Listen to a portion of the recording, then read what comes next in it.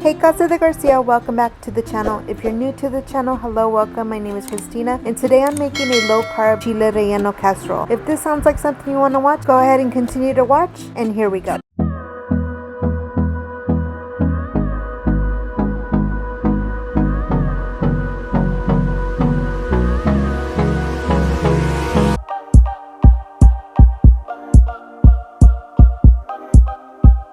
So today I'm going to be making a Chile Relleno Casserole, low carb, keto friendly. What I have here is I went ahead and grated up a half a cup of Monterey Jack cheese, and then I was going to put a half a cup of cheddar, but I didn't have cheddar, so I'm just using a half a cup of the Mexican style blend cheese that I get from Costco. So I have about a cup total. Now you can make this with whatever cheese you want. Then I have 2 eggs. I have 2 chile poblanos, and you can also get the canned one if you want to make it faster and easier, but I like the real chiles. Then I have a half a cup of heavy whipping cream, a half a cup of onion, and then right here you could flavor it the way you want to. I'm just going to add about a half a teaspoon of cumin. I'm going to add a pinch of salt and a pinch of pepper. Then over here I have some ground beef cooking, and I'm cooking about 3/4 of a pound because it is a high fat ground beef. It's a 70/30 I believe, because you know on low carb and keto you want to have high fat meat. The recipe calls for about a half a pound of ground beef, but since this is going to shrink up a lot, I went ahead and did 3/4 of a pound of ground beef.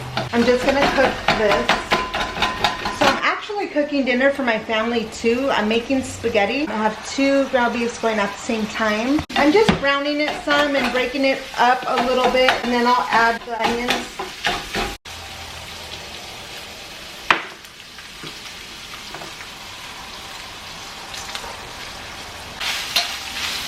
I'm going to just cook this up with the onion a little bit.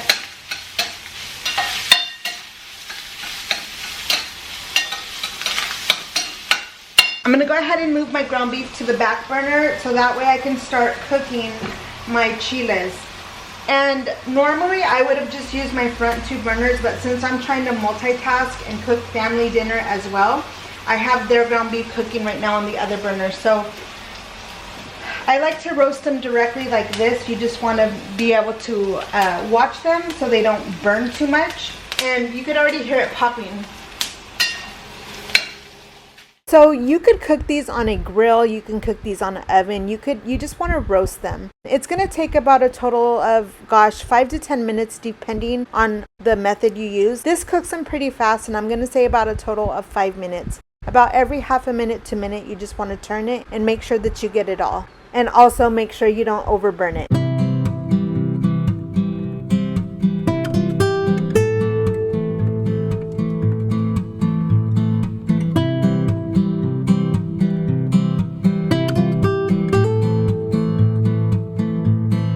Okay, I'm gonna call them done, and so now what I'm gonna do is I'm gonna put them in my glass container and then cover them so they can sweat for about 5 to 10 minutes. Some people like to put it in a plastic bag, but I prefer to put it into my glass.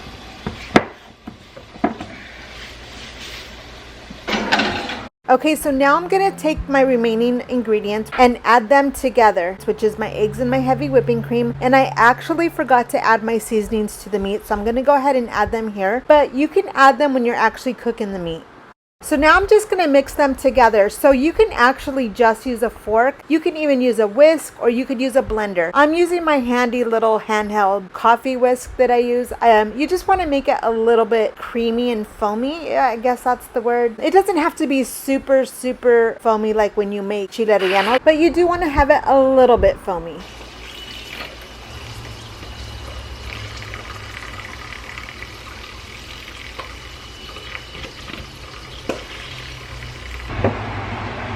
Okay, I'm gonna put a little bit of oil on my hands, then it just like slides off way easier.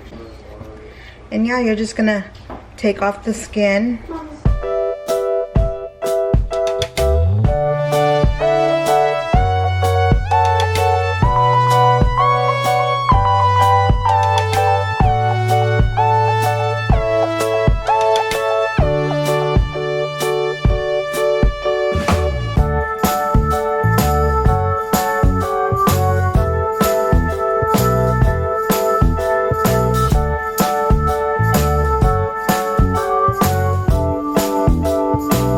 Once you've taken off all the skin, you could give it a quick little rinse, but then pat it dry because you don't want them wet. And then I'm going to go ahead and take off the tail of it, and then I'm also going to take out the vein and the seeds, and then I will also rinse them, the inside of it, and then again I will pat it dry.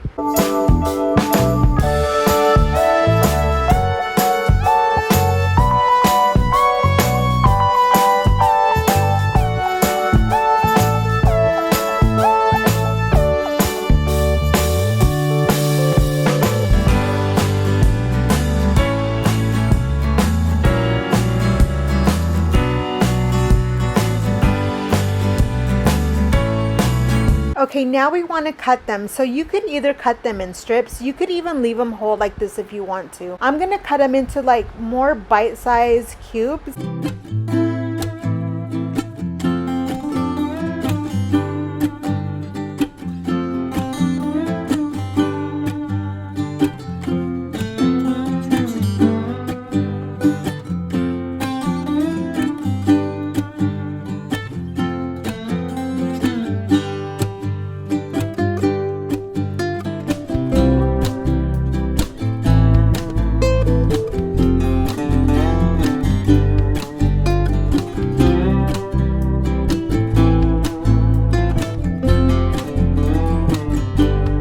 Now it's time to put them inside of our baking dish. So you just want to put them in your baking dish as evenly as you can.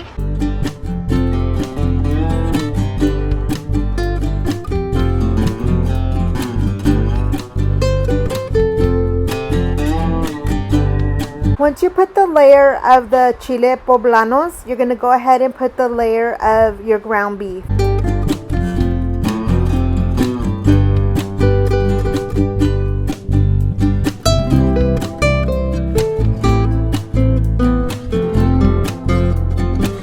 Now you're going to add the cheese, and you could add them together or you could put one first then the other.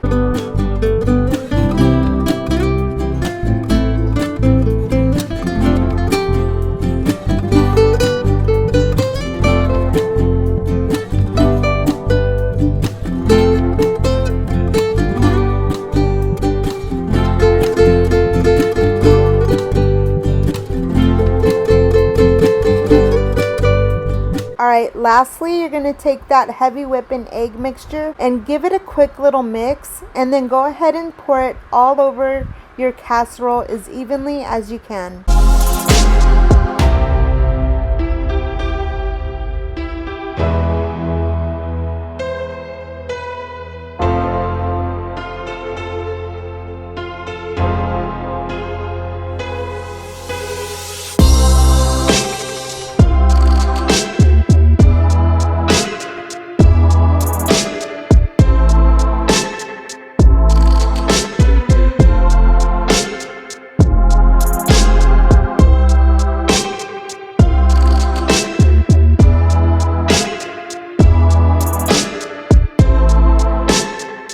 So my phone had died, so this little part of the video I went ahead and used my phone. So I'm just going to cut it up into 4 servings. So if you do the calories and the carbs on this, it's going to be however big you make your pieces. This isn't a really thick casserole, so I'm going to go ahead and make 4 just so it's nice and filling. But yeah, I'm going to go ahead and cut it up and serve it and give it a taste test.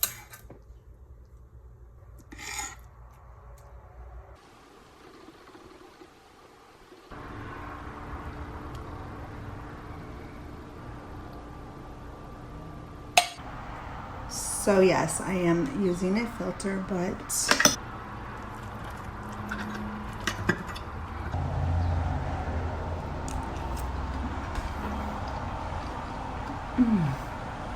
oh my god.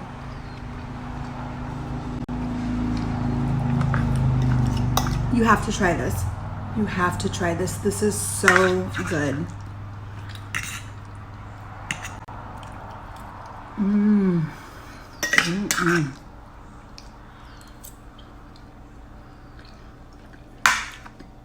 By far one of my favorite keto dishes so far.